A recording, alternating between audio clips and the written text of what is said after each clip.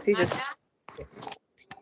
Sí, para también mirar Señora. cómo nos están escuchando. Buenas tardes. Claudia, ¿cómo se Buenas tardes. Perfecto. Y por favor, los Doctora Olga. estudiantes en este momento no habilitan el micrófono, sino que cuando responden, pueden responder por el chat. Les agradezco muchísimo.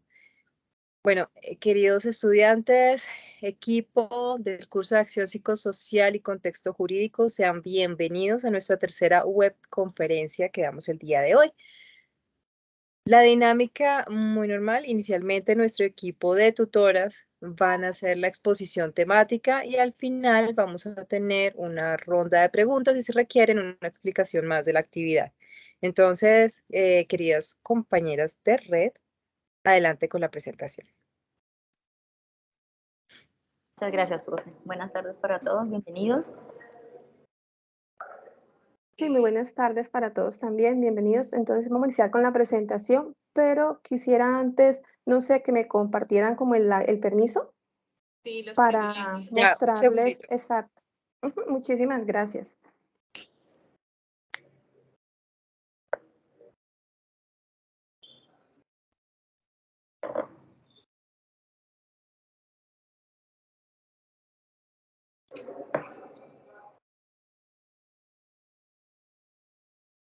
Bueno, mientras iniciamos, pues bienvenidos a todos quienes se están conectando en este momento. Como mencionamos, las preguntas al final, las inquietudes que se van generando.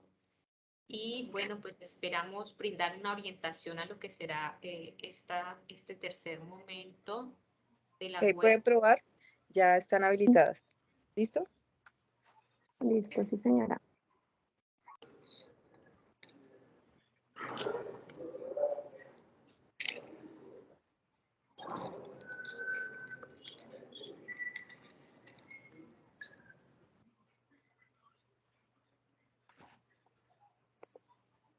Listo, me avisan porfa cuando la observen. Observen la presentación si la pueden mirar en este momento. No, todavía no ha cargado. ¿Todavía no? Listo.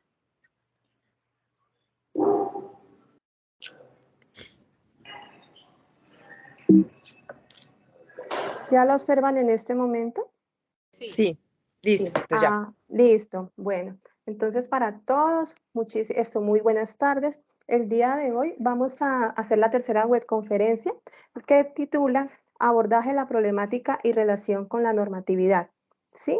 Es un gusto para nosotros pues tenerla esta como opción de compartir con ustedes, ¿sí? De esta presentación.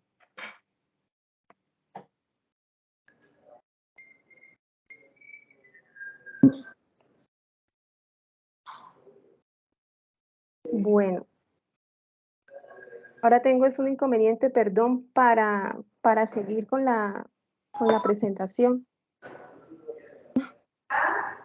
La flechita.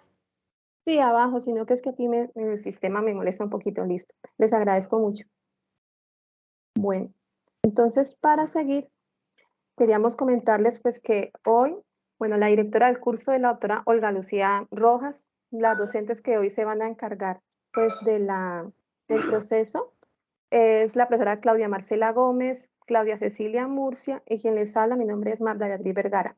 En la agenda del curso está pues, se está corriendo sola, está esto con la idea pues de brindarles un saludo cordial a todos los estudiantes que nos están acompañando el día de hoy, que traten como de sacarle el máximo provecho a todo el aprendizaje que se recibirá. Posteriormente será pues la apertura a la tercera webconferencia. Se le brindará también como claridad en esa serie de conceptos que cada uno de ustedes pues tenga. También se explicará o se abordará el tema de la normatividad, también el enfoque epistémico que se tuvo en cuenta para el desarrollo de este proceso académico. También más adelante se le brindará como una contextualización pues de un caso, eso es lo que se pretende y explicarles como paso a paso cómo se desarrolla o cómo es el proceso para el desarrollo de una acción psicosocial. Queremos también como brindarles como un ejemplo, ¿sí? Para que ustedes como estudiantes, no sé, esto les sirva para que también puedan ejecutar su respectivo trabajo. Posteriormente también se les dará, no sé, como una serie de recomendaciones y ya saben, se les brindará también un espacio ante cualquier inquietud o duda que ustedes presenten. ¿Listo? Entonces, para seguir, vamos a partir con una definición que es muy común, pues o que en este momento es propia para hacérnosla. Lo mismo, si pueden participar aquí, sí sea como siempre los he instado, si pueden participar por el chat, sí, pueden hacerlo, también como que los estoy motivando a eso. Sino cuando se hace la pregunta, ¿qué es diagnóstico psicosocial? Entonces, nosotros aquí en el diagnóstico psicosocial, según Mori, ¿sí? Él plantea que ese diagnóstico psicosocial, un diagnóstico es la primera fase, ¿sí? De un proceso dinámico, como dice ahí, de planeación de acciones. ¿Qué es lo que busca en sí un diagnóstico social? Un diagnóstico psicosocial, perdón. Lo que se intenta con esto es conocer y al mismo tiempo comprender cuáles son esas condiciones, esas necesidades, ¿sí? Y al mismo tiempo esas problemáticas con las que se encuentra determinada sociedad, ¿sí? Eso es lo que hace el énfasis.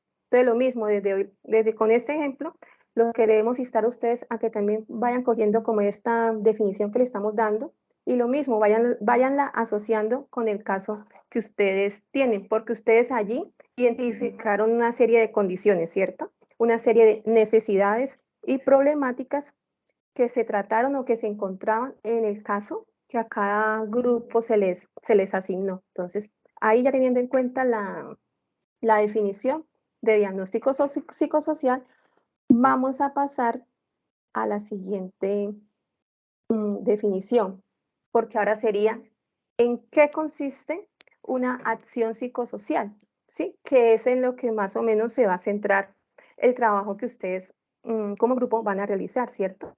Entonces, esa acción psicosocial ya es como ese conjunto, esa agrupación de estrategias que se buscan, o sea, que se tratan como de establecer con qué fin, con el fin y dice ahí también, identificar, solucionar esas incidencias personales que afectan el desarrollo colectivo. Entonces, para ponérselos también como ejemplo, según el ejemplo que nos mostró Ochoa aquí, la definición que él plantea.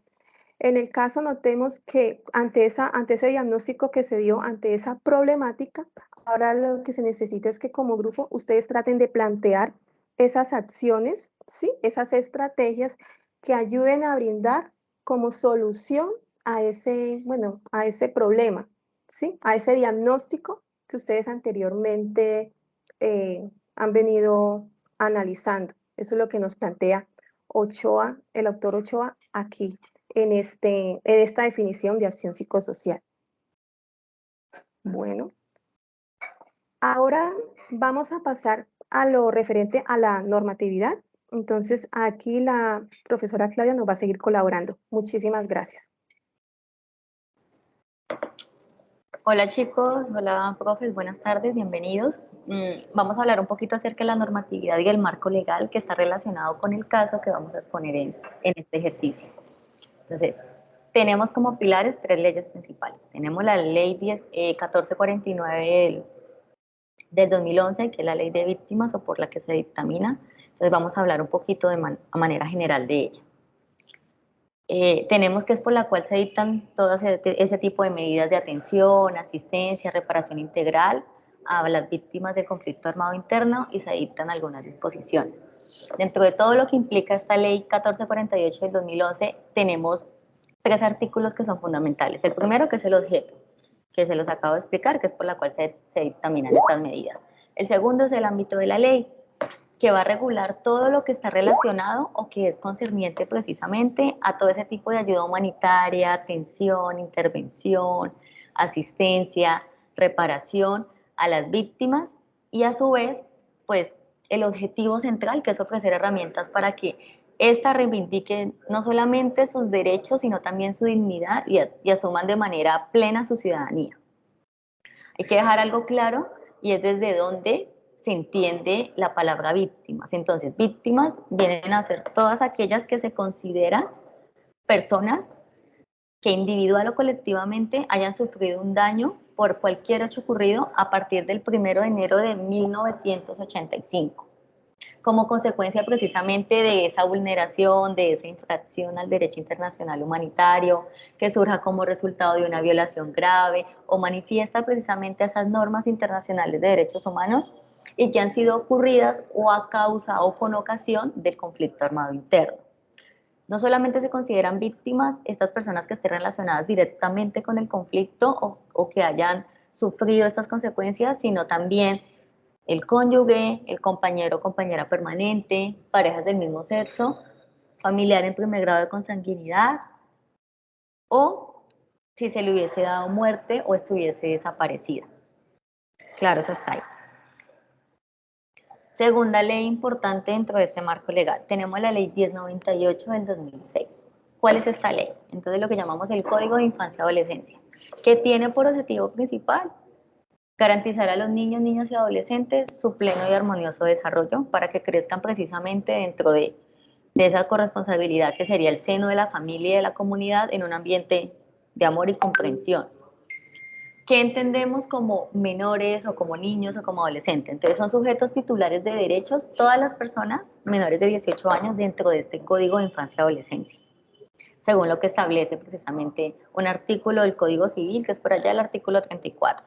Entonces, entendemos por niños y niñas a todas las personas que su edad se comprende entre los 12 y los 0 años, y por adolescente aquellas entre los 12 y los 18.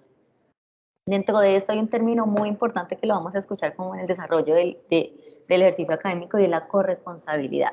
Entonces hay varias entes o instituciones, no solamente del Estado, sino a nivel nacional, que ejercemos corresponsabilidad. ¿Qué es esto? Esta es la concurrencia precisamente de dichos actores que están como estipulados o sujetos a garantizar el ejercicio de los derechos de estos niños, niñas y adolescentes.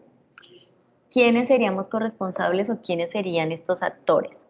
La familia, la sociedad, el Estado, quienes son corresponsables precisamente en la atención, cuidado y protección de los niños, niñas y adolescentes. Por último, tenemos la Ley 1090 del 2006, por la que se reglamenta el ejercicio de la profesión de psicología, se dicta precisamente el Código Deontológico y Bioético, y se presenta el marco normativo base para todo lo que se denomina ejercicio de la psicología. Dentro de esta ley 1090, ¿qué nos explica? Que hay alguna serie de pautas, de deberes, de derechos que tenemos los psicólogos para poder actuar en nuestro quehacer profesional y desde donde se marcan una serie de deberes, derechos y obligaciones que como psicólogos tenemos en nuestro quehacer y en nuestro contacto precisamente con todos aquellos ciudadanos o con todas aquellas personas que se incorporen a nuestro ejercicio profesional. Entre ellos, algunos más importantes que yo sé que ustedes ya han podido leer un poco acerca de la ley de 90, la confidencialidad, la ética profesional, el bienestar del usuario y precisamente que todo nuestro quehacer profesional sea de la manera más ética posible. Si tienen preguntas o si van teniendo cositas, pueden irlas escribiendo y a lo último vamos hablando. Por último, tenemos los dilemas éticos, que es una de nuestras lecturas que tenemos en el curso, según URRA. ¿Qué nos dice? Que en nuestro quehacer profesional muchas veces nos enfrentamos a diversos dilemas éticos que tenemos que ir resolviendo y que muchas veces caemos en ellos. Entonces no podemos actuar por sentido común o no podemos actuar de acuerdo a lo que nosotros creamos o pensemos porque hay una objetividad en el quehacer psicojurídico. No solamente psicojurídico, sino en el quehacer psicológico. Y esto implica pues a todas las áreas del conocimiento. Pero si hablamos directamente de psicología, hay una serie de dilemas que tenemos que sortear y que tenemos que prever y que debemos desenvolvernos de manera muy ética y muy profesional, sobre todo cuando estamos en contacto con ciudadanos o con otros seres humanos. Si incluso debemos tener muchísimo cuidado con las condiciones y uso de animales en experimentos y en todo lo que tiene que ver de pronto con psicología experimental, si hablásemos de cuidado animal, pues imagínense el contacto directo con una persona, con un ser humano, con un niño, con una persona de la tercera edad, con un adulto, y más estamos hablando con una víctima, en este caso de pronto de algún tipo de conflicto o víctima de algún tipo de tortura o que esté relacionado con conflicto armado, que es hacia donde apunta como en nuestro caso. Eso como por normatividad, chicos.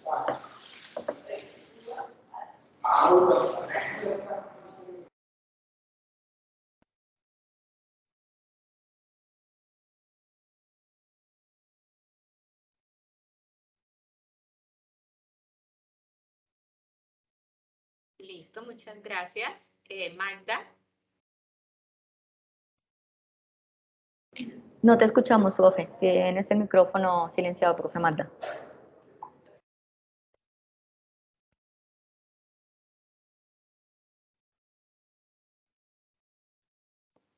Listo, muchísimas gracias. Entonces, para continuar, aquí se tuvo en cuenta a nivel ya teórico lo que es referente al modelo ecológico.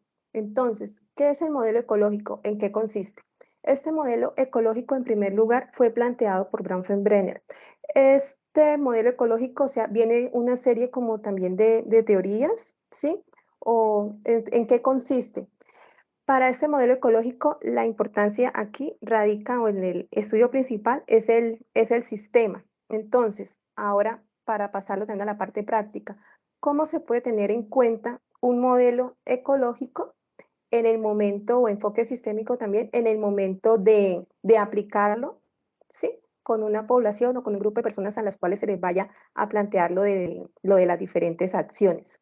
Entonces, para comprender acá, entonces, como les decía, el modelo ecológico que estudia el sistema, es decir, como ese entorno. Entonces, ¿cómo se realizaría el proceso? En primer lugar, se tendría en cuenta a la persona que se le va a dirigir ese estudio, ¿sí? Como el actor principal. Entonces, ahí se muestra que ese actor principal necesita como una serie de recursos, una serie de apoyos. Entonces, el mesosistema, ¿cómo estaría conformado? Ya estaría, las redes de apoyo serían, no sé, si digamos el caso de un grupo, de un niño como se ve ahí, podría ser, el mesosistema sería conformado por compañeros cercanos a esa persona, también como por un grupo cercano, no sé, de su contexto escolar. Ahí también se muestra que es como un grupo de personas también que hacen parte de ese vecindario, de esa comunidad. Y algo también muy importante cuando se habla sobre modelo ecológico enfoque sistémico, ahí en ese caso, es la familia. También ocupa como un apoyo muy significativo en las personas que se le está brindando ese apoyo a nivel psicológico. Posteriormente, en esas acciones que se tienen en cuenta en el enfoque sistémico, algo que se denomina exosistema. Bueno, ¿en qué consiste el exosistema o cuáles serían las redes de apoyo en ese exosistema? Ahí ¿cuáles podrían ser? Una, la parte pues digamos, de la iglesia, cuando también imparte, que diríamos acá, como una ayuda social a esa comunidad, ¿sí? ¿Sí? Trata como de brindarle como un apoyo, tomémoslo así. También los canales, digamos, de televisión, cuando imparten como información necesaria para brindar también ayuda, ¿sí? A ese personaje en sí, a esa persona. También noten que también ahí se puede tener en cuenta la familia extendida, a que hacemos referencia. No sería el núcleo familiar como tal, sino también, por ejemplo, ya ahí irían, por ejemplo, tíos de esa persona, o sea, si tiene tíos, si tiene, por ejemplo, no sé, los miembros como el abuelo, ¿sí? Entonces, por eso se dice familia extendida. Ya en la parte también del gobierno local, digamos que nos encontremos en una localidad y ese gobierno local podría ser la alcaldía, ¿sí? E incluso o sea, la alcaldía, que son como esos gobiernos locales. También si nos encontramos en barrios o en comunidades más pequeñas, esos grupos de acción comunal de ese barrio o comunidad también podrían brindar un acompañamiento a esa población o a esa persona que se le está brindando o se le está tratando de brindar una orientación o una ayuda psicológica desde este modelo, desde este enfoque sistémico, modelo ecológico que se les está como explicando el día de hoy. Y el campo más amplio ya sería el macrosistema, que también notemos ahí, como se los plantea en la imagen, estaría conformado también por ese sistema religioso, pero notemos acá algo muy importante, o sea, ya sería mucho, mucho más amplio. Y también ocupa un papel bastante primordial acá, el gobierno, que podría, no sé, brindar como un acompañamiento, digamos, ahí ya sería, eh, digamos, a nivel de gobernadores, también podría ser, ya a nivel, por ejemplo, de ámbito presidencial, sí, serían también muy significativos en el apoyo como a esa comunidad. Y algo también que radica acá, eso que se le está explicando en el macrosistema, tiene que ver con esos valores sociales que se infunden, ¿sí? Valga la redundancia, como a esa sociedad para que traten de brindar como ese acompañamiento, para brindar esa ayuda ante ese proyecto que se está llevando a cabo. Bueno, para, para seguir se va a abordar un caso, ¿sí? Que queremos colocar como ejemplo y ya pasamos a la palabra de la doctora Claudia Murcia. Muchísimas gracias. Bueno, muchas gracias, compañera Magda. Entonces, antes de iniciar con el caso que ya estamos observando aquí en pantalla, es importante revisar lo siguiente. Inicialmente todos hicimos un recorrido por el simulador, identificamos unas lecturas, pero estas lecturas son necesarias haberlas revisado para poder desarrollar la acción psicosocial, ¿sí? Debemos de tener claridad en el rol del psicólogo jurídico, qué es lo que va a ser cuál va a ser el rol del psicólogo jurídico. No podemos, digamos, como generar cierta confusión entre las acciones clínicas, las acciones sociales y las acciones que realiza el psicólogo jurídico. Regularmente, a veces imaginamos que por la psicología, bueno, de manera general, nos da algunos elementos, entonces que de cierta manera ese conocimiento que nos da la psicología a nivel general lo podemos llevar de igual forma a cualquier contexto y la verdad no es así. Entonces es necesario tener claridad frente a qué nos dijo esos documentos que revisamos en las anteriores lecturas. Por eso la insistencia en que se realicen las fichas para tener claridad cómo analizamos la información, si estamos teniendo claridad entre las funciones del psicólogo jurídico, el rol que desempeña el psicólogo jurídico, cuáles son los campos de aplicación para que no terminemos quizás identificando las áreas del derecho, ¿sí? Que ya se han explicado por parte de la red en las otras web, ¿sí? ¿Cuáles son las diferencias? Entonces, en este momento, pues les pedimos tanto a los que están aquí en este momento en vivo como los que nos van a estas leyes. Vamos a pasar ahora entonces al caso. Es necesario identificar el contexto también en el que se está desarrollando esta situación, ¿sí? Y recordemos que pues los contextos son diferentes. Es diferente cuando hablamos de una comunidad, es diferente cuando hablamos de un espacio más cerrado, son distintos los actores que se involucran, ¿no? Diferente cuando hablamos que interviene comisaría en familia con su psicólogo, y pues que este tiene también una profundización, una especialidad dentro de la psicología jurídica, igual la personería, alcaldías, es decir, las diferentes entidades, fiscalía y CBF, en ese acompañamiento que hacen a los usuarios que llegan allí a solicitar los servicios. Entonces, es necesario que tengamos claridad en estos aspectos y que quizás no confundamos un poco, ¿sí? Este ejercicio en el sentido de que es un caso totalmente ajeno a lo que estamos realizando, digamos, a los casos del simulador, sino que es un ejemplo, no es un ejemplo de la vida real, es un ejemplo que se da allí, que se ha creado, ¿sí? Entonces, bueno, vamos a hacer lectura, ahora sí, pues del caso. Problemática de desplazamiento de una familia indígena del Cauca. Una familia integrada por Carlos Matallana, de 43 años, ha sido líder social en su comunidad, quien sabe leer y escribir, cursó hasta tercer grado de primaria, siendo adulto. La esposa Marta Castro, de 42 años, desescolarizada, le gustan las artesanías, realiza accesorios, bolsos, canastos autóctonos de la comunidad. Además, le agrada tejer.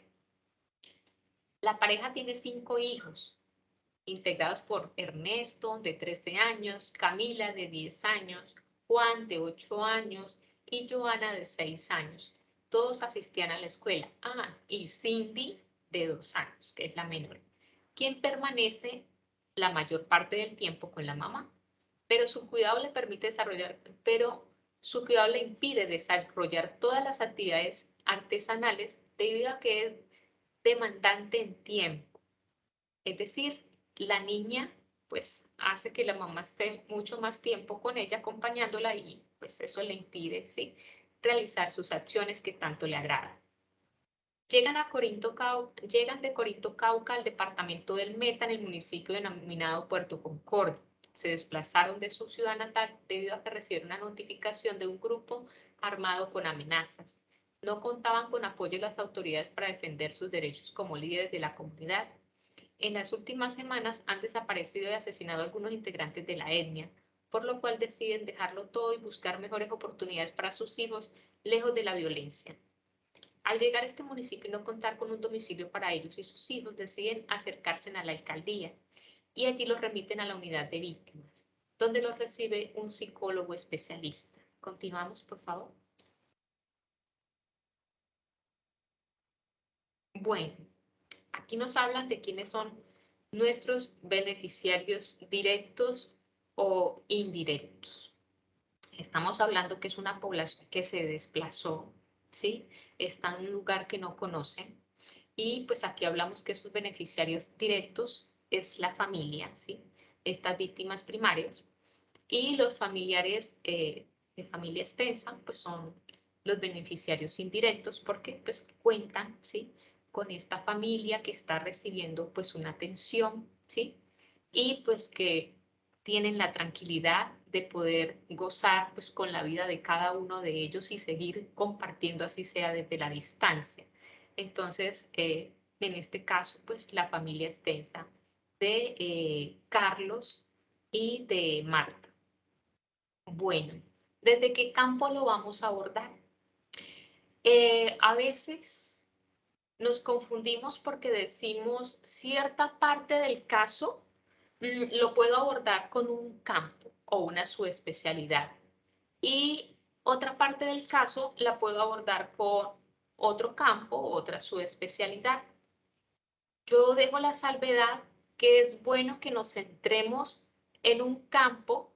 ¿Por qué? Porque si lo vemos en la realidad y un psicólogo le llega un caso, no vamos a estar contactando a un psicólogo de menor de la familia, el menor y la familia, para que venga y nos colabore con el resto de la información o el abordaje en la siguiente parte. Todo lo tiene que terminar el que empezó, ¿sí? A no ser de que se requiera un trabajo interdisciplinario y con el apoyo de otros colegas en otras áreas, ¿sí?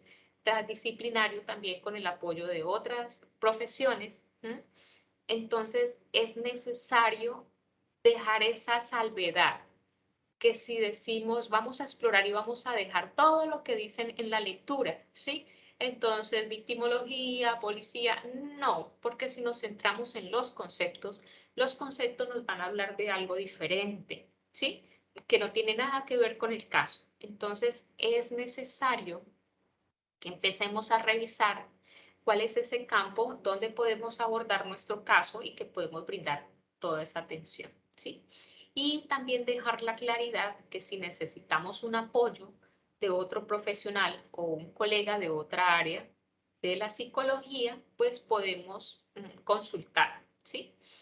Puede darse que efectivamente estemos escogiendo entre dos campos, pero vamos a revisar cuál es el más pertinente, ¿sí? Cuál es el que puede intervenir y manejar toda la problemática. ¿Listo?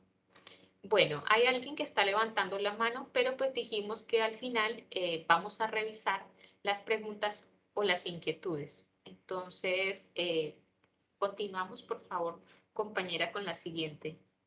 Filmina.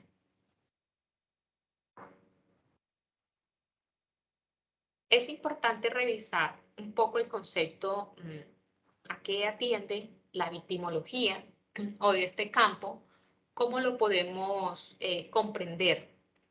Recuerden que Flores era una de nuestras lecturas, ¿sí? Y dice que aborda a las víctimas pasivas de un delito, ya sea minimizando las secuelas o identificando los factores de riesgo que se pueden presentar.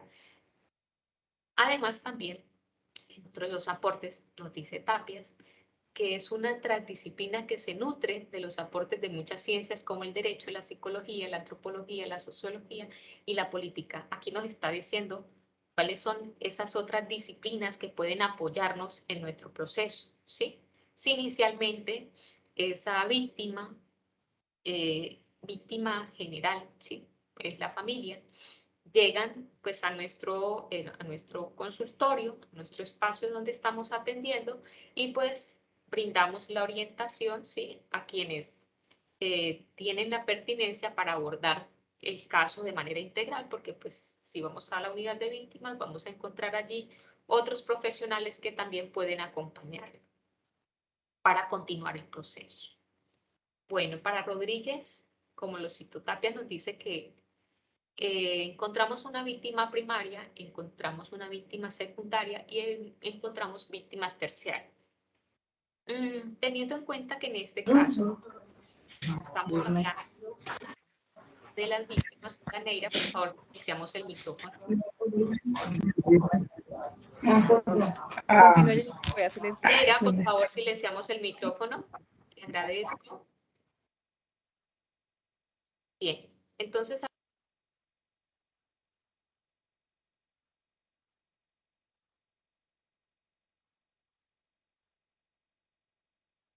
Profe Claudia, tienes el micrófono silenciado, no se te está escuchando. No se escucha, profe. sí, disculpen. Bueno, ¿me escucharon? ¿No me escucharon desde el inicio de la victimología? Nada. Bueno, vamos a definir la victimología desde las lecturas que estamos abordando y es importante tener presente a Flores, que nos dice que el abordaje a las víctimas pasivas de un delito, ya sea minimizando las secuelas o identificando esos factores de riesgo, es necesario, ¿sí?, revisar cómo llega este usuario en el momento en que vamos a intervenir. También nos dice Tapias que la victimología es una transdisciplina que se nutre de los aportes de muchas ciencias, como el derecho, la psicología, la antropología, la sociología y la política. Es decir, tenemos diferentes disciplinas, tenemos diferentes puntos de vista donde podemos abordar, digamos, esta situación que tenemos en el momento. Es decir, necesitamos de otros profesionales para que nos apoyen a ese proceso que ya vamos a revisar poco más adelante. Las víctimas secundarias, entonces decimos que es esa familia extensa, ¿sí? Si, dado el caso, ellos ya estuvieran en un espacio, en un entorno, en un contexto, digamos en Concordia, que es el sitio que se menciona, y digamos que la situación se hubiera dado en Concordia y no en el Cauca, pues diríamos que también podemos afectar, ¿sí?, de cierta manera a esta comunidad frente a la situación que se está dando. Entonces tenemos allí unas víctimas terciarias. Bueno, continuamos, por favor.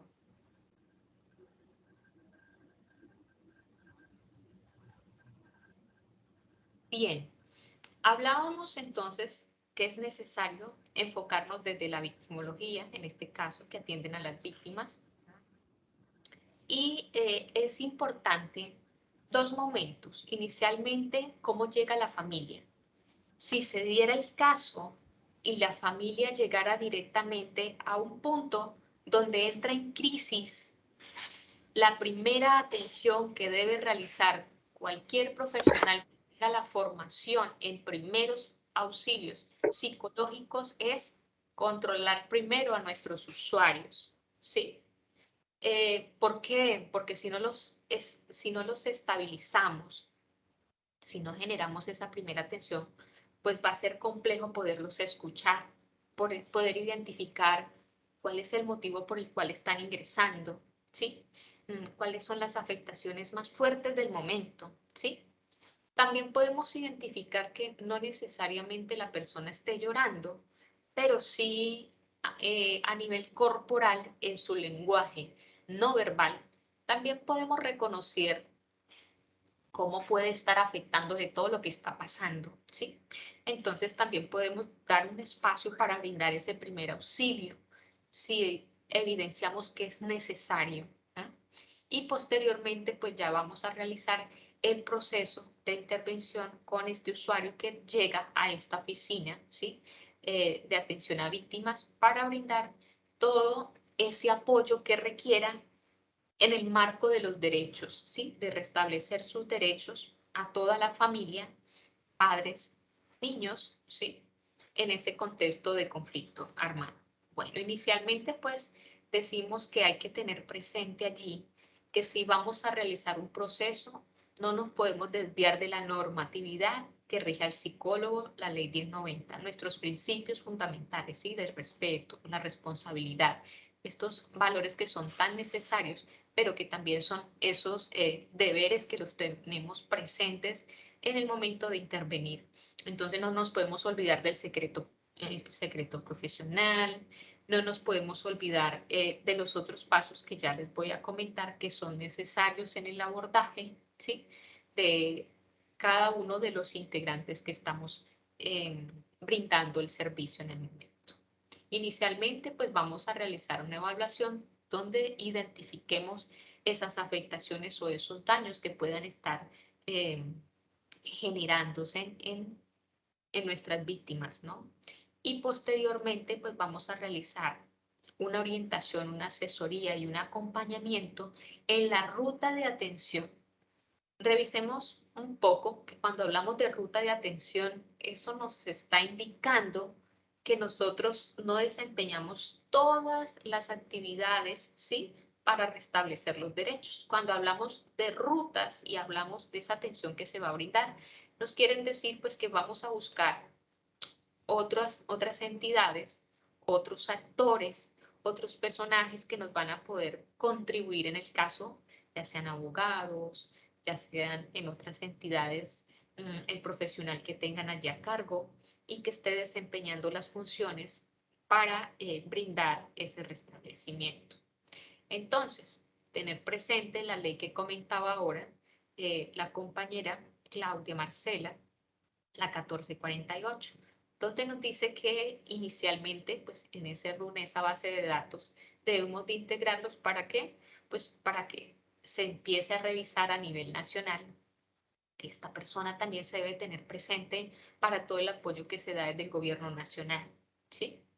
Bueno, posteriormente, pues ya vienen otro tipo de actividades como tal que tenemos que gestionar ante gobernación, ante alcaldía, los enlaces municipales, las entidades que sean pertinentes. Entonces, ubicación de domicilio, a dónde van a estar, apoyo con enlace indígena por el enfoque diferencial, integrar a la señora en las actividades que regularmente venía haciendo, porque la familia también tiene que independizarse y tener sus propios recursos. Como Carlos era líder, pues también no podemos frustrar, ¿sí? Ese rol que venía desempeñando en aras pues de también dar a conocer esas necesidades que tiene una comunidad, ¿no? Y pues ese liderazgo debe de continuar en él porque es lo que ha hecho y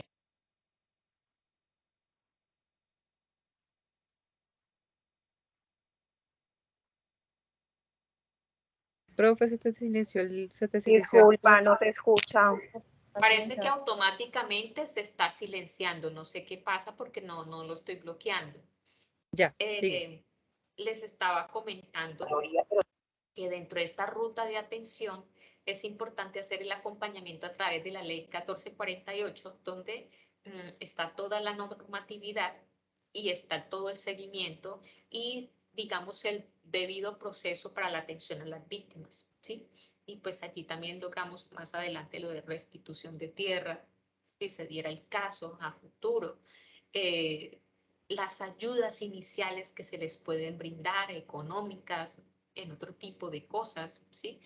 La primera atención pues que se hacen a través de los enlaces municipales en alcaldías, en la gobernación, ¿sí?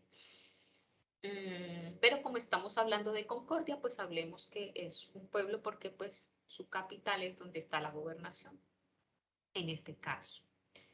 Decíamos que es necesario que ellos cuenten con un domicilio, ¿sí? Que también generemos como ese enlace con la persona que es líder en todo lo que tiene que ver en el territorio con el abordaje indígena, ¿sí? ¿Para qué? Para que pues ellos cuenten con su EPS, para que puedan tener como esa atención diferencial, ¿sí? De igual forma, Marta no se puede quedar sin una actividad laboral porque pues ella venía siendo funcional dentro de sus acciones y también aportaba, ¿sí?, a la familia. Entonces, pues, ¿cómo podemos integrar a Marta también dentro de las actividades y destrezas que ella siempre ha tenido?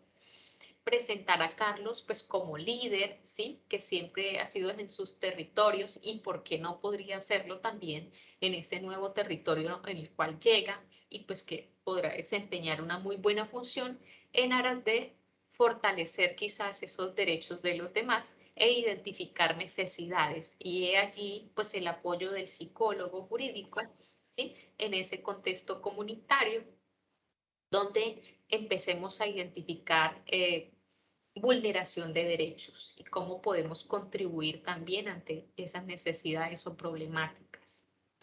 Exponer proyectos de interés a Carlos, ¿sí? Que lo motiven a continuar en sus metas, que tenga proyectadas a nivel personal, a nivel familiar, ¿sí? En sus diferentes áreas de la vida.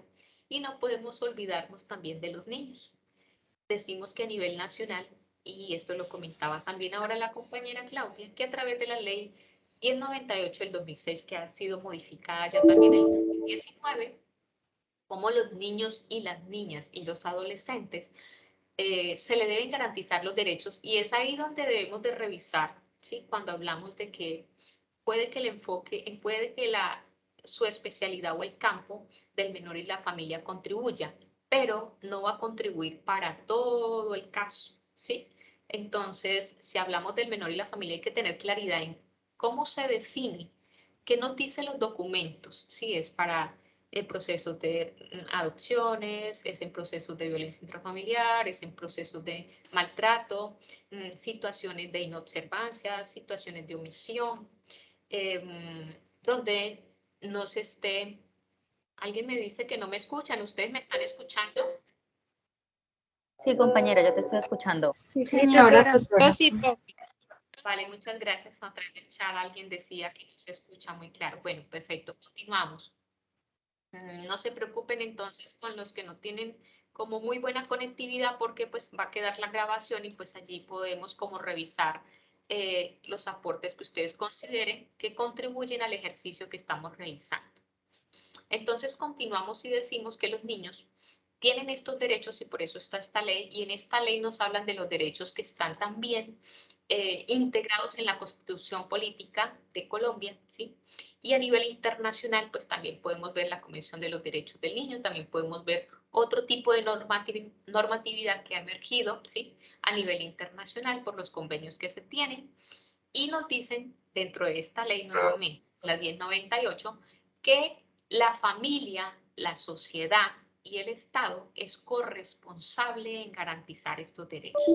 La familia está siendo corresponsable porque pues también, sí, todos tienen esa vulneración por estar desplazados, pero pues hay un ente territorial que garantiza esos derechos y que dicen, bueno, ven para acá niños, ¿en qué podemos apoyar?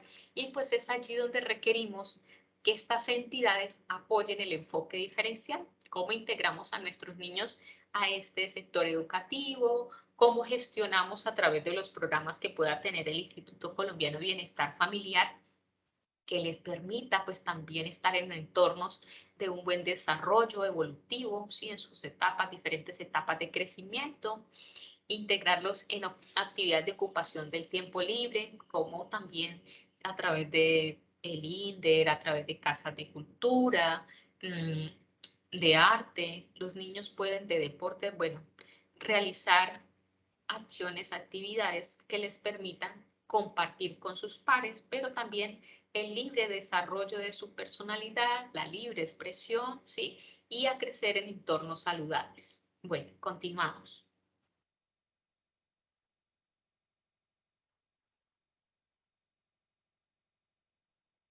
Es importante tener presente que como psicólogos debemos de revisar también esa mirada humana, ¿sí? Donde podamos ver que se resignifica de cierta forma las situaciones que se van dando en el individuo que han sido traumáticas, dolorosas, pero que de allí se puede aprender bastante. Y podemos hablar de la resiliencia, ¿sí? Que es ese proceso que nos permite levantarnos de las dificultades y poder continuar, ¿sí? En nuestras diferentes áreas de la vida, a pesar de haber vivido esa situación tan traumática. Entonces nos dicen acá que la resiliencia es comprendida como la capacidad de sobreponerse a esas situaciones adversas y salir victoriosos de ellas. No es una característica estática o innata, al contrario, es dinámica, depende de factores individuales, familiares, sociales y contextuales para su generación o fortalecimiento, según lo que nos dice Acosta en el 2018. Este proyecto tiene como objetivo, ese proyecto, cada uno de los que ustedes tienen allí van a formular esa propuesta, ¿sí? Brindar ese acompañamiento, ¿sí? Desde las áreas que ustedes consideren, pero lo estamos orientando desde ese apoyo, que puede ser desde un trabajo social, desde un psicólogo, y donde se le está haciendo el acompañamiento a todos los integrantes de la familia que han sido víctimas del desplazamiento forzado.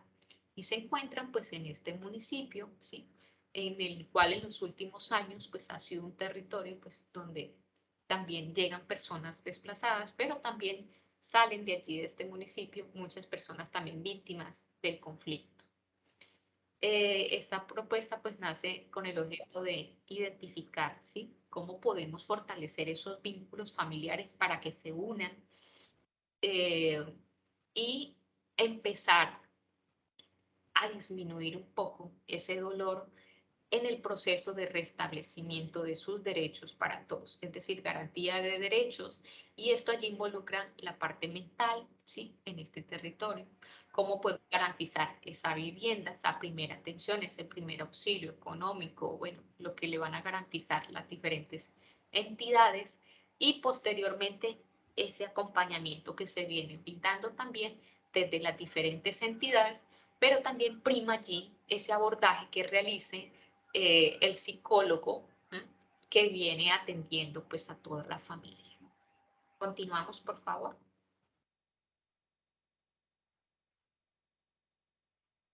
Bueno, es importante formular unos objetivos, inicialmente pues uno donde nos permita identificar de manera general, ¿sí? ¿Qué pretendemos hacer? Bueno, cómo se va a llegar a este tipo de restablecimientos, y posteriormente unos específicos que nos permita como reconocer, ¿sí? Las acciones para lograr este objetivo general. Entonces, pues aquí se ha dado como un ejemplo, ¿sí? Y pues ustedes desde los diferentes casos que están abordando, pues van a formular los propios también. ¿Listo? Bueno, entonces continuamos, por favor. Profe, un momentico, es que estoy tomando apuntes. Parece que un momentico en la parte de atrás. María Isabel, no te preocupes que vamos a compartir después el enlace, ¿listo? De grabación. Sí, señora. Bien.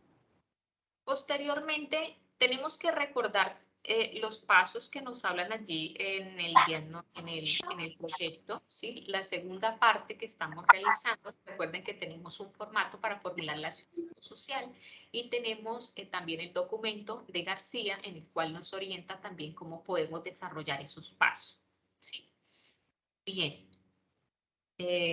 Actividades, entonces, no podemos olvidar con la ley 1090 que nos habla del consentimiento informado.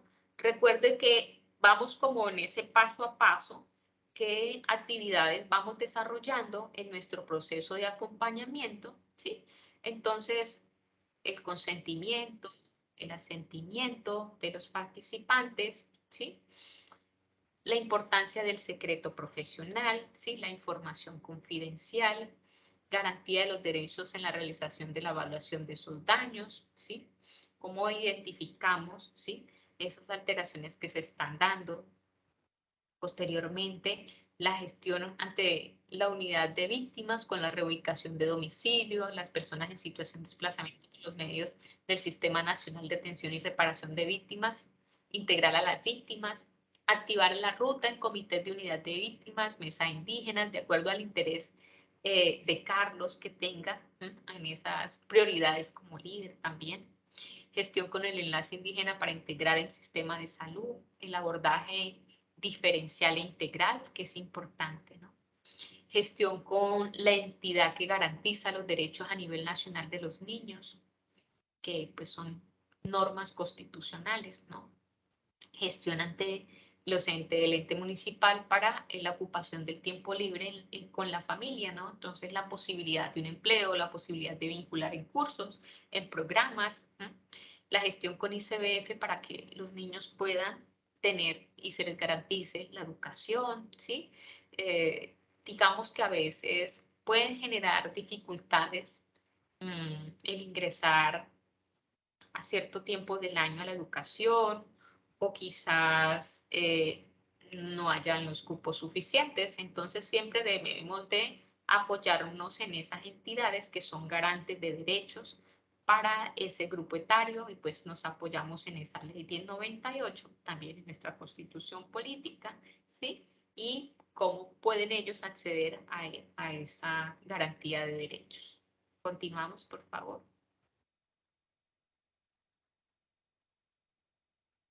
Magda, continuamos, por favor. Gracias. Bueno, para García nos da unos pasos en los recursos, ¿sí?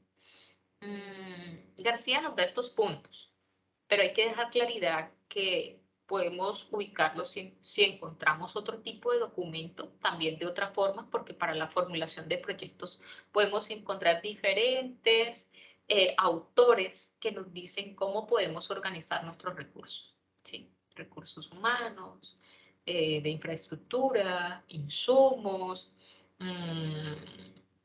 y de otra forma como se oriente. Pero pues aquí se ha dado un ejemplo, ¿sí? Como muy general, teniendo en cuenta estos pasos, qué recurso humano voy a utilizar dentro de la entidad donde se llegó a realizar esta gestión, qué recursos, insumos, materiales, cosas extras que puedan darse, ¿sí? Y decimos que puede ser para la atención en un mes donde se brinde esa atención inicial, ¿sí?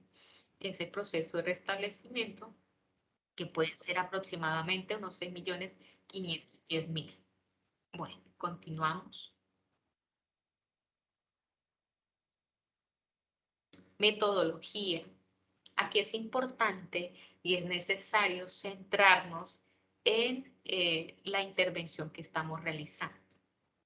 ¿Para cuánto tiempo vamos a plantear las acciones o las actividades? La anterior, por favor, Marta. Eso. Vamos a plantear nuestras actividades. Entonces, no se preocupen porque luego viene el cronograma y pues ustedes también van a formular su cronograma. Entonces, ¿cómo distribuimos el tiempo? ¿En qué momento lo evaluamos? Obviamente no va a ser al final del mes, sino que al principio, ¿sí? ¿Por qué dejo la salvedad? Porque a veces resulta de que cuando corremos para un lado y otro la información, pues puede pasar que no focalizamos nuestra atención y terminamos dejando quizás una actividad por organizar otras fechas en otro lado. Entonces, siempre tener claridad que al inicio se brinda esa primera atención y esa primera atención como parte, ¿sí? Es una evaluación, es una asesoría, es una orientación, es una intervención, es una rehabilitación, es una formación. ¿Qué vamos a hacer? ¿Sí? ¿Cuál es la función que vamos a desempeñar allí? Bueno. Nuestros participantes, pues como ya lo veníamos comentando, la familia, el psicólogo, trabajo social. ¿Qué herramientas del psicólogo que nos ha dejado la psicología, ¿sí? ¿Qué conocemos como elementos que nos pueda contribuir para ese abordaje ante lo que estamos identificando, cómo vamos a evaluar, pero también cómo vamos a formular unas actividades, cómo vamos a hacer como ese acompañamiento? Pues allí se proponen unas. Aplican, pueden haber muchísimas, muchas actividades, muchas herramientas o elementos. Esto un ejemplo, que pueden ser cuestionarios, test, una batería, ¿sí? Autorregistro, ¿sí? Bueno, psicológicos, utilización de una cartografía, ¿no? Para empezar a identificar cómo están esos vínculos, cómo están, bueno, muchas cosas que podemos obtener a partir de allí, en ese seguimiento, finalmente, cómo podemos evaluar, ¿sí? A través de un DOFAN, debilidades, oportunidades, fortalezas, amenazas que puedan darse en el proceso. Y finalmente, como ya nos lo comentaba la compañera Magda, el enfoque que vamos a tener para abordar, digamos, a la familia, pues en este caso el sistémico, ¿no? ¿Por qué? Pues porque inicialmente tenemos allí nuestro...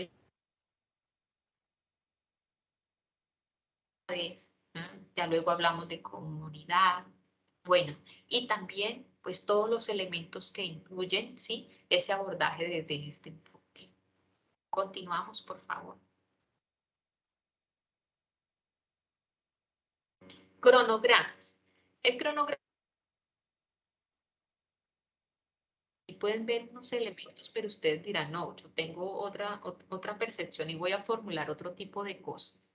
Siempre tenemos que revisar, bueno, cuáles son las necesidades, cuáles son sus derechos vulnerados y qué vamos a realizar.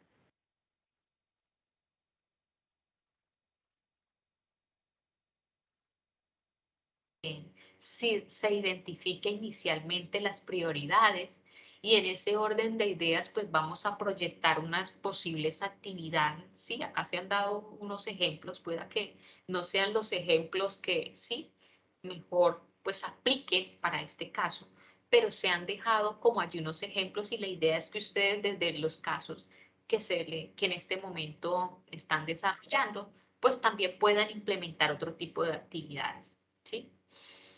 Y puedan que ustedes digan, no, pero es que mi caso es solo un caso, ¿por qué lo traigo en este momento? Porque pues aquí decimos que es una situación de desplazamiento y está la familia.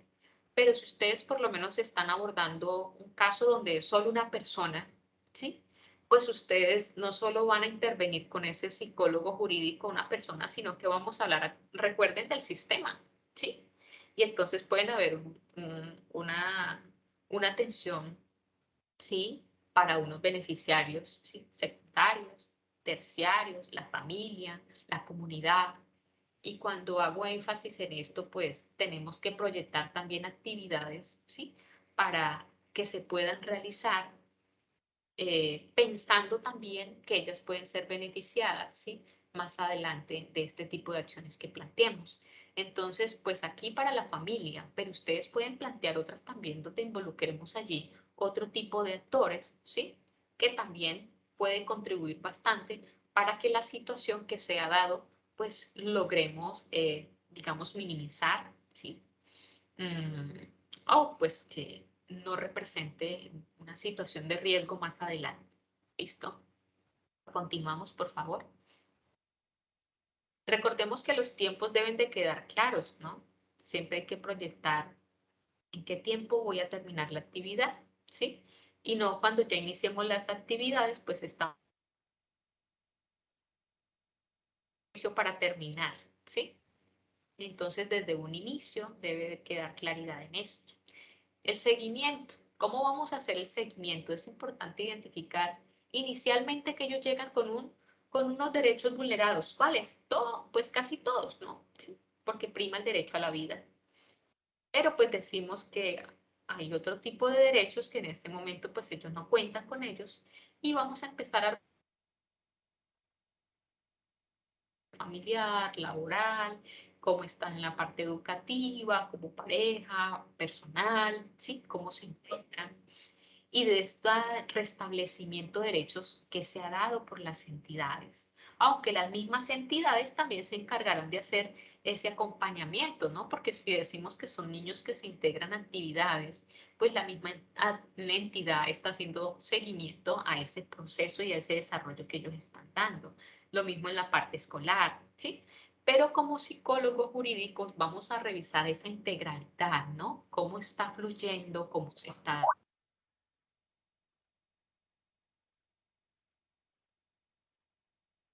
que no fluye. Profe, no se escucha.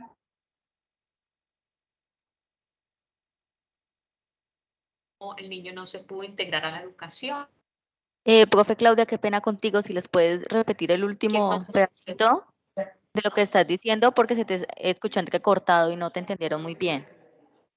Ok. En el seguimiento, pues estamos comentando que es importante revisar las áreas, diferentes contextos o áreas que pueden darse, en el cual fluye el individuo, como a nivel personal,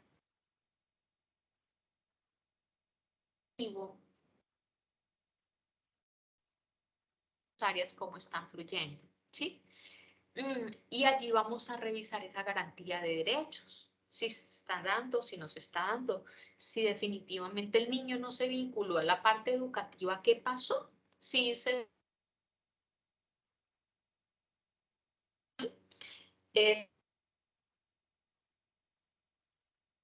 para que la familia también se empodere de su caso, ¿sí?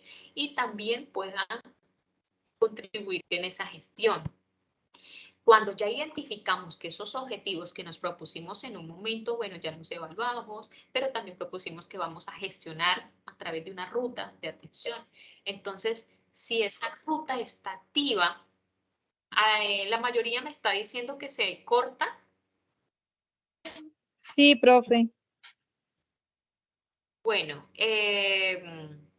repetimos este punto entonces.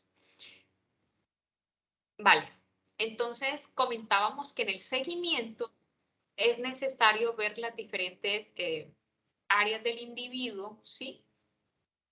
Donde lo familiar, ¿sí? Vemos que hay fluidez, hay buena, se escucha con interferencia, se corta, ok.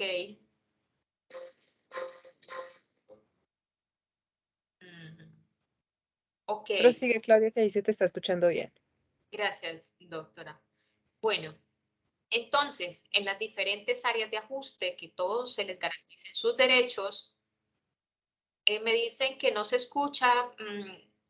Claudia Marcela, ¿me escucha? Yo sí te escucho. Lady, ¿me escucha? Perfecto. Bueno, Sí se escucha bien, tutora. Sí, profe, se te está escuchando gracias. bien. A veces hay mucha interferencia, que bueno, la conectividad molesta, pueda que...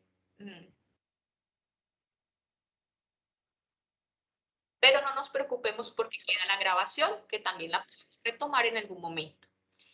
Comentábamos que para el seguimiento, pues lo que nos planteamos, hay que empezar a revisar si se está cumpliendo o no se está cumpliendo. Que esto garantiza que sus derechos, ¿sí? Se restablezcan, ¿sí? Se garanticen, se estén desarrollando adecuadamente, que la corresponsabilidad efectivamente fluye, ¿sí? Y que vamos alcanzando los objetivos propuestos inicialmente, los pudimos evaluar satisfactoriamente, identificamos unas necesidades y ya han sido satisfechas, todo está fluyendo de mil maneras, entonces decimos que nuestra labor está cumplida, pero que también debemos orientarlos para que ellos puedan velar más adelante por sus derechos, que reconozcan la ruta, podemos asesorar y orientar en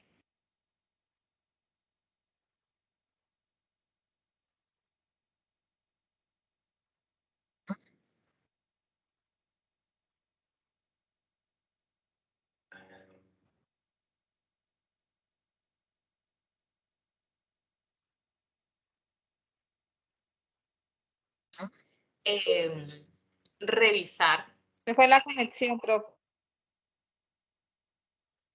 los objetivos,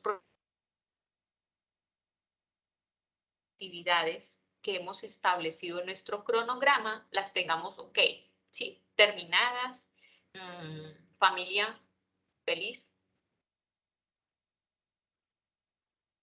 con un Profe, de verdad que está bastante complicado el audio, se está importando demasiado. Yo creo que todos no estamos comprendiendo, pues, obviamente su explicación. O sea, Chicos, yo les estoy escribiendo en el chat. la interferencia que lo que estamos...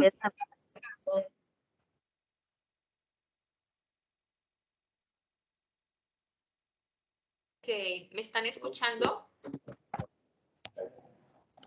Señora, en este momento sí. Gracias, Tania. Bueno, sé que la conectividad no es fácil, a veces ese tipo de situaciones se presentan. y pues bueno, nos pasa a todos. Claridad entonces, seguimiento, hay que revisar lo que nos propusimos con nuestros objetivos en el transcurso en que se va dando esa garantía de derechos. ¿Cómo vamos? ¿Sí? En la mitad, intermedio, ¿cómo vamos en ese proceso? Ese acompañamiento que vamos haciendo, ¿sí? ¿Cómo va el niño? ¿Cómo va la madre? ¿Cómo va el padre? Si se están integrando en los programas, si está fluyendo en las acciones. Siempre vamos a encontrar dificultades. Lo importante es identificar todo lo que nos permita solucionar, ¿sí? Bien, entonces, en ese orden de ideas, ¿cómo vamos alcanzando nuestras actividades propuestas? Continuamos, por favor.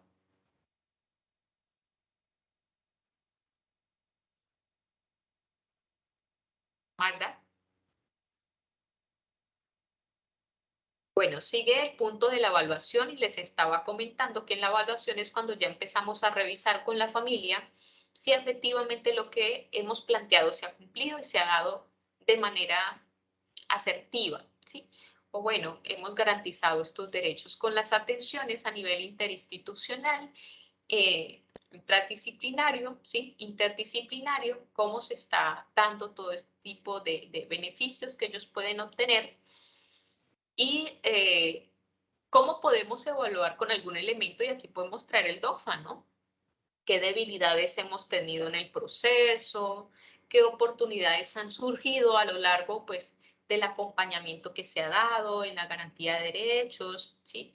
Con qué fortalezas contamos al estar en un territorio diferente, en tener esa posibilidad de conocer a otros líderes, a otras personas con las que nos integramos regularmente, los diferentes, digamos, como actores de esta familia.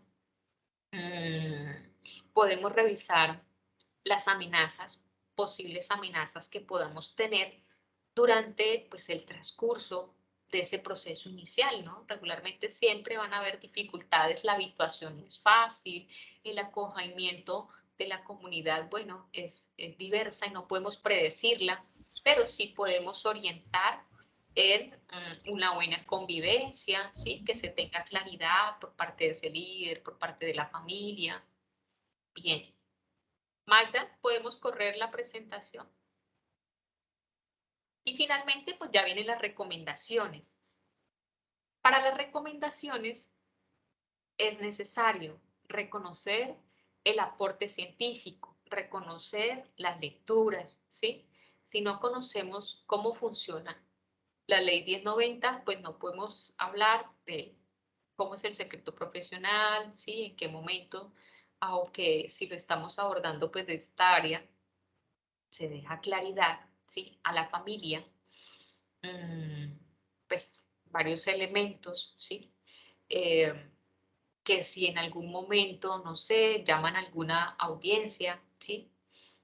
¿Cómo vamos a abordar ese secreto? ¿Sí? Si se guarda, no se guarda. Pero también hay que dejar claridad que desde la victimología pues estamos haciendo ese acompañamiento, ¿sí?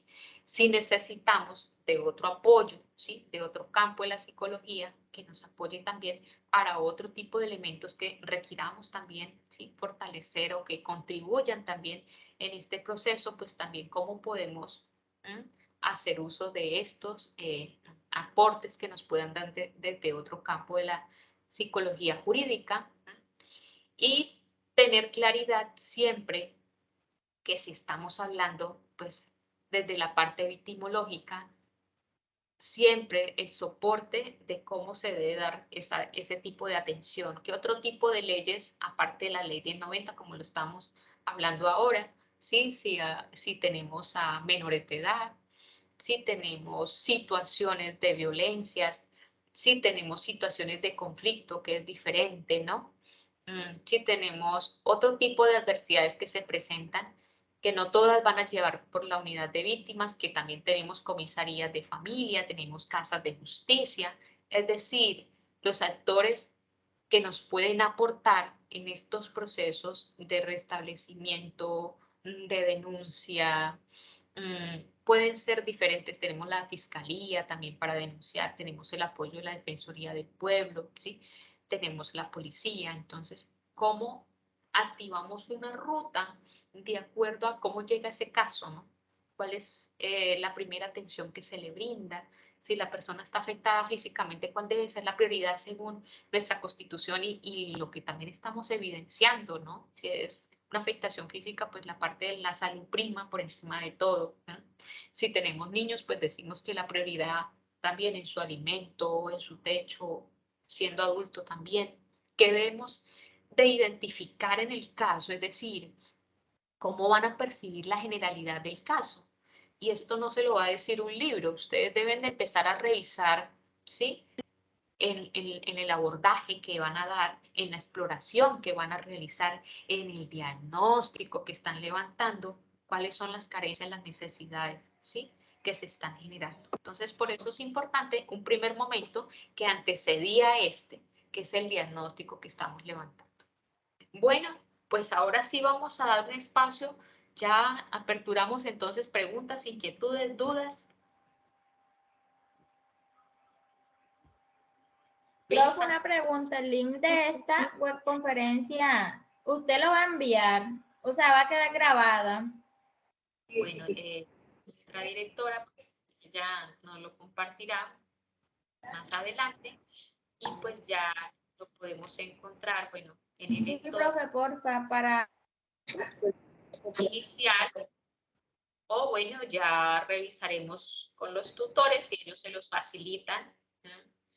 al chat del curso, ¿sí?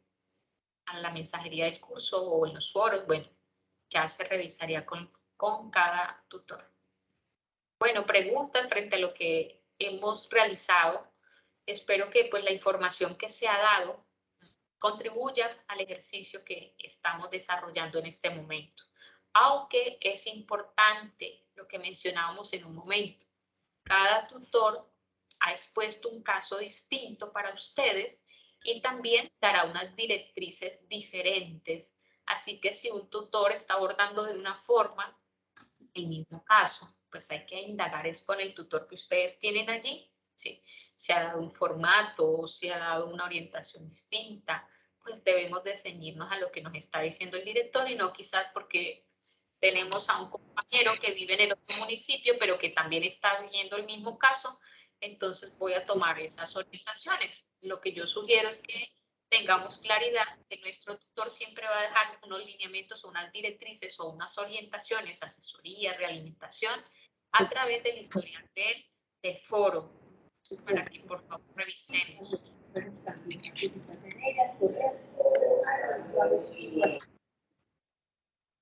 Bueno, a través del... Doctora Claudia, buenas noches. Buenas noches, adelante. Gracias. Doctora, ¿qué sucede si no obtenemos comunicación y retroalimentación de parte del tutor asignado? Yo, pues en particular quería como pedir un correo de otro tutor para ver si me podía colaborar, porque en la revisión de la entrega pasada, que debíamos atender para esta las observaciones, es muy general lo que me dice el tutor respecto a que la psicología jurídica es muy amplia y que el abordaje que le di es muy simple. eh, y pues la verdad, desde mi perspectiva, yo no encuentro otra forma. No sé, pues he hecho las lecturas y yo no encuentro otra forma de abordarlo. Sin embargo, quería como tener de parte de él un poco más de ampliación acerca de cuál sería de pronto ese abordaje, si podría darme elementos para ampliar mi mirada, pero no ha sido posible. Entonces, yo podría solicitar a otro tutor que me colaborara. Perdóname, no te entendí. O sea, ¿no has tenido la debida asesoría con tu tutor? Sí, sí, señora. ¿Quién es tu tutor? Ya le digo. Bueno, permíteme un segundo, termino de la grabación. Entonces dejamos hasta aquí la temática y ya seguimos porque sí, queda muy incómodo. Bueno, ok.